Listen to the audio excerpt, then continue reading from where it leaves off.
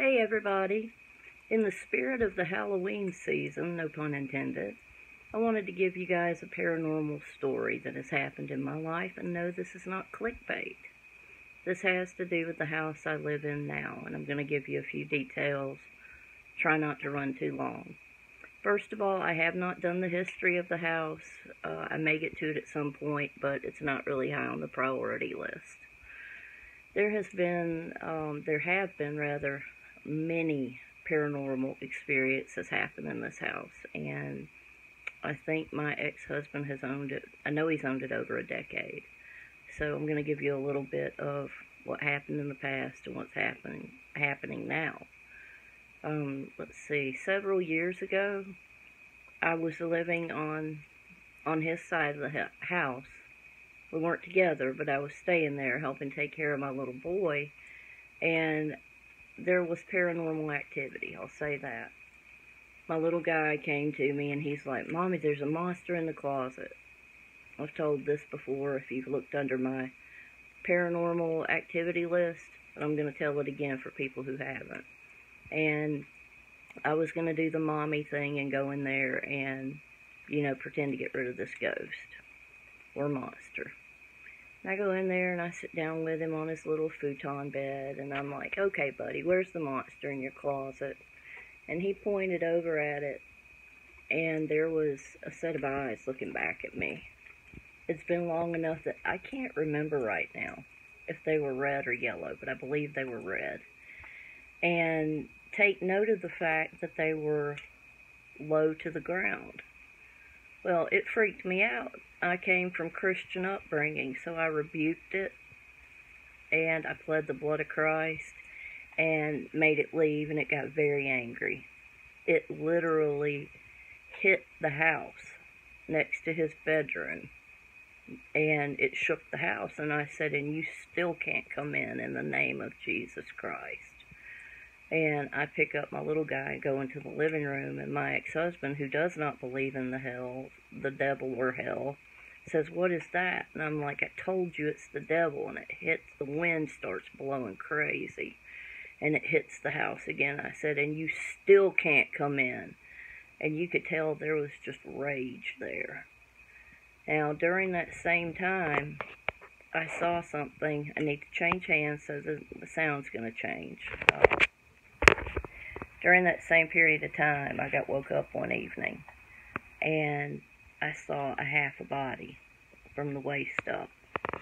It was an old man with white hair. I know this is what he looked like in his casket.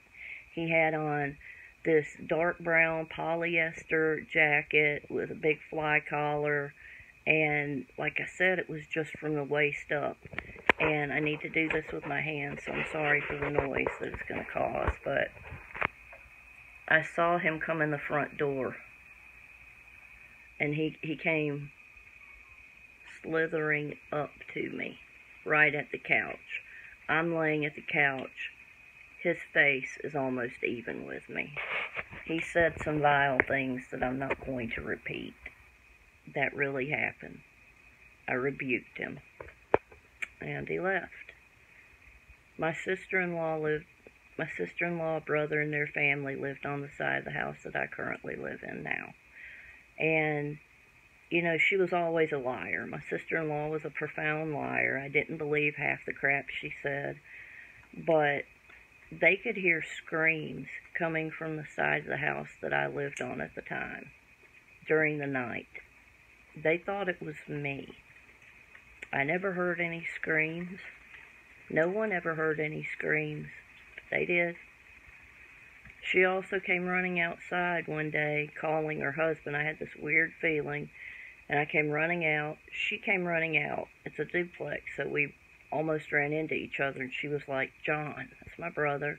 She said, "Something just grabbed me and clawed me." And she had these 3 scratch marks on her arm. They did not look like human fingernails. These were like a bird claw or something. They were pointed. Something had clawed her. But I thought she was full of crap.